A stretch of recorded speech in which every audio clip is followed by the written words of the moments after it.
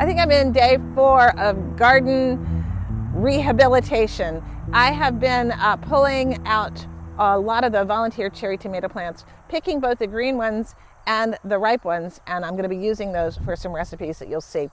And today I'm going to tackle the beast. This is the beast. This is this huge area of cherry tomatoes that have just been growing wild, and they are crowding out my beautiful peppers. I also have to deal with these ground cherries because they are just growing everywhere, and they're just in the way of this pathway. But first things first, I'm going to go ahead and open this area up and pull out these cherry tomato vines. All right, so I'm going to go ahead and get at it.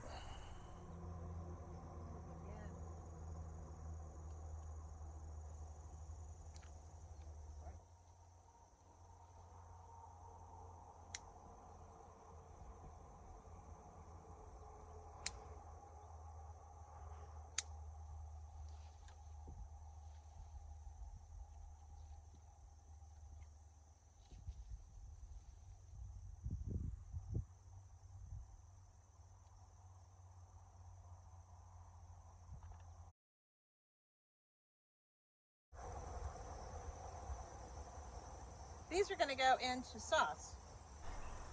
Here is some of the big pile of stuff I got to take out, but I've cleared out just about everything.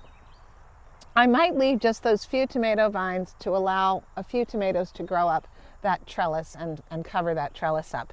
But as you can see, I've actually cleared out all of that. I got rid of the ground cherries, and I am hoping that these pepper plants and marigolds will stop being quite so leggy and start producing flowers for the marigolds and more peppers for the pepper plants. Let me see if I can show you a couple. God, I've got to step over all this stuff. This is like knee deep in tomato stuff. But I've got peppers, see? Oh my goodness, this one's been laden down. I got to tie them up. Oh dear, I don't want to be stepping on that. So yeah, see, I've got some little lipstick peppers here. One fell on the ground. I got to tie this plant up because it's definitely wanting to. Here's another lipstick pepper. I've got some korobachis back here. It's a jungle, lots of basil. Those are super shepherds, more karabachi there. And I've got chocolate peppers up there, all sorts of things. So I'm really hopeful that this is going to enable me to take care of these spaces better and let these plants live. I also pulled out all of the tomato plants and cut them back that were growing out there, and they were just overcrowding my poor eggplant. So I'm going to give my eggplant a big dose of fish emulsion, get them growing again, put some hay on top of their roots, and hopefully harvest a whole bunch. Well, gee whiz, and surprise, surprise, it's starting to rain again. But I got all this work done down here in the garden. I have to still take stuff to the compost, but I just want to give you a quick little look around on how things look. I can see through the areas, and I have uncovered peppers and done all sorts of other good things down here. So this is a major task, and I'm really happy to have gotten it completed. Thank you so very much for watching today and supporting me on this journey through rehabbing my garden.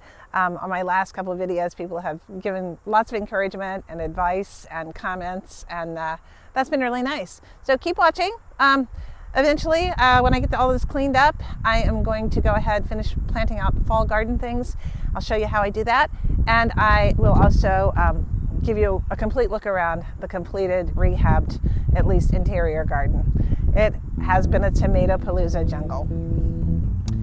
And along the way, I've picked a whole bunch of cherry tomatoes. Ice Age.